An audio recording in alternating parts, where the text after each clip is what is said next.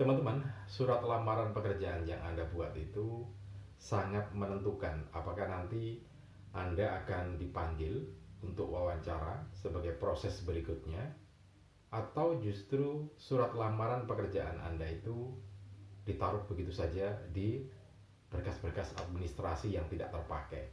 Nah, jadi Anda dipanggil wawancara atau tidak itu juga tergantung dengan kondisi surat lamaran pekerjaan Anda. Nah, surat lamaran pekerjaan seperti apa yang akan mendapatkan prioritas untuk bisa dipanggil wawancara? Kita akan bahas kali ini secara tuntas supaya bisa jadi bekal teman-teman yang ingin sukses dalam melamar pekerjaan atau bisa lolos untuk masuk ke jenjang interview. Karena banyak sekali lamaran yang masuk, bisa ratusan, bisa ribuan gitu ya. Dan itu akan diseleksi berdasarkan surat administrasi lamaran pekerjaan saja. Karena itu ini sangat menentukan. Dan saya akan beberkan rahasianya sesuai dengan pengalaman saya sebagai seorang HRD dan juga konsultan sumber daya manusia beberapa waktu yang lalu selama bertahun-tahun ya. Karena itu simak terus video ini, jangan sampai di skip supaya Anda mendapatkan inti dari materi dalam video kali ini. Oh ya, untuk Anda yang belum subscribe ya, jangan lupa subscribe terlebih dahulu dan juga tekan tombol loncengnya supaya nanti kalau kita membuat video yang terbaru berkaitan dengan motivasi, Anda akan mendapatkan pemberitahuan yang paling awal dan itu sangat bermanfaat untuk Anda. Jangan lupa juga share video ini ke teman-teman Anda, ke kolega Anda. Siapa tahu teman-teman Anda sedang membutuhkan video yang ada di dalam channel Jam Motivator ini ya. Itu artinya Anda sudah sodako informasi. Oke, kita lanjut lagi ya. Jadi begini, kalau kita melihat lowongan pekerjaan di salah satu media itu ya, apakah itu media internet ataupun media cetak dan juga yang lainnya, maka di situ akan dicantumkan posisi lowongan pekerjaan. Nah, sebagai pelamar tentu biasanya ini akan menyesuaikan dengan kemampuannya gitu ya. Misalkan dibuka lowongan seorang akuntan, maka biasanya yang lamar ya orang akuntan kan gitu. Nah, tapi tidak semuanya seperti itu. Kadang ada yang nekat bukan bidangnya coba melamar gitu ya. Dan itu jumlahnya banyak. Nah, karena itu supaya Anda bisa lolos seleksi administrasi surat itu ya, maka di dalam surat lamaran itu ada beberapa hal yang dicantumkan. Oke, sebelum saya masukkan apa sih yang harus dicantumkan dalam surat lamaran pekerjaan itu. Dalam lamaran pekerjaan itu paling tidak ada surat lamaran, itu yang utama ya, yang paling depan. Lembaran paling depan itu surat lamaran pekerjaan. Kemudian yang berikutnya adalah biodata atau kurikulum vitae. Kemudian yang berikutnya adalah berkas-berkas pendukung seperti fotokopi ijazah, fotokopi piagam pelatihan gitu ya, sertifikat pelatihan dan lainnya. Oke, itu yang perlu. Nah, kemudian kita buka lagi yang paling awal, yaitu di lembaran lamaran kerja itu apa sih yang harus dicantumkan di situ. Oke, bentuknya Anda bisa searching di Google ya, banyak sekali.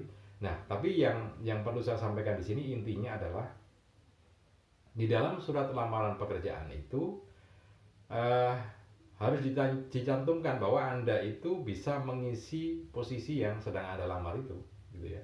Misalkan kalau di situ lowongannya adalah seorang akuntan, maka di situ harus disebutkan bahwa Anda punya pengalaman sebagai seorang akuntan dan itu dicetak tebal gitu ya. Jadi isinya kan kepada yang terhormat gitu ya, kemudian pembukaan, kemudian isi ya. Paragraf pertama kan pembukaan gitu ya, dengan hormat dan segala macamnya itu, kemudian paragraf berikutnya adalah isi lamaran, kemudian paragraf ketiga adalah penutup kan gitu ya. Nah, di paragraf yang kedua atau di isi itu dicantumkan bahwa sesuai dengan lowongan pekerjaan di perusahaan ini membutuhkan akuntan, maka saya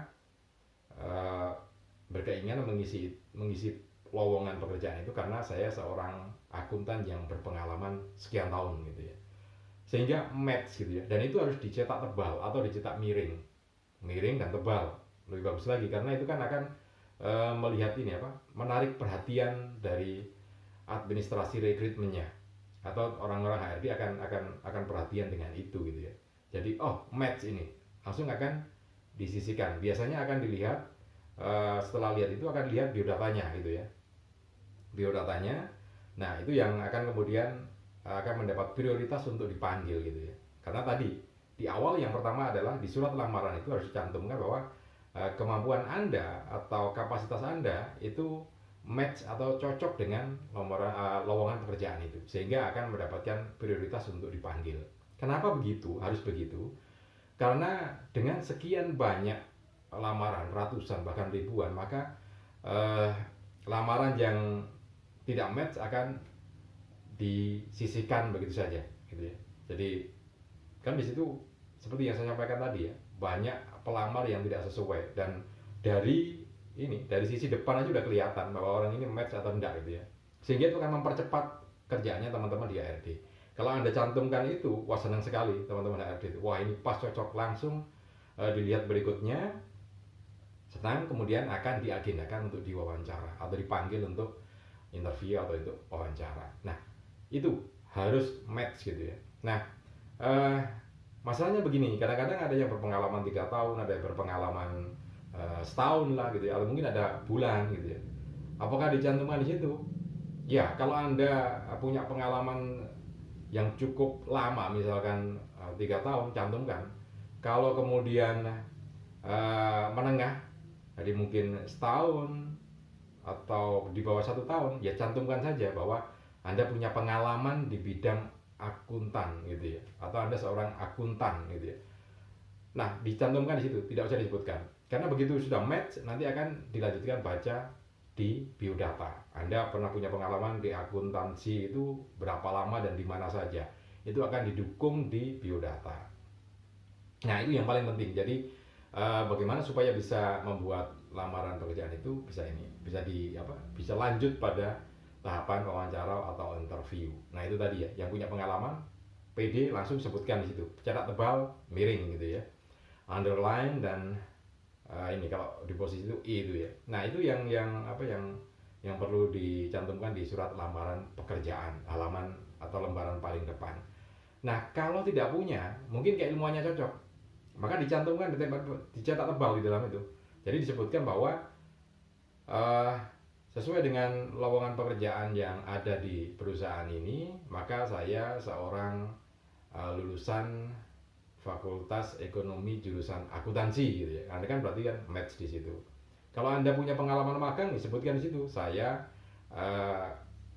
punya pengalaman magang akuntansi di mana gitu kan, disebutkan di situ. Nah, itu yang akan sangat membuat teman-teman di HRD terbantu dan senang mendapatkan lamaran semacam itu, dan Anda juga akan mendapatkan kesempatan untuk wawancara proses tahap yang berikutnya. Nah, ini hal-hal yang perlu Anda catat untuk bisa lolos dalam seleksi administrasi.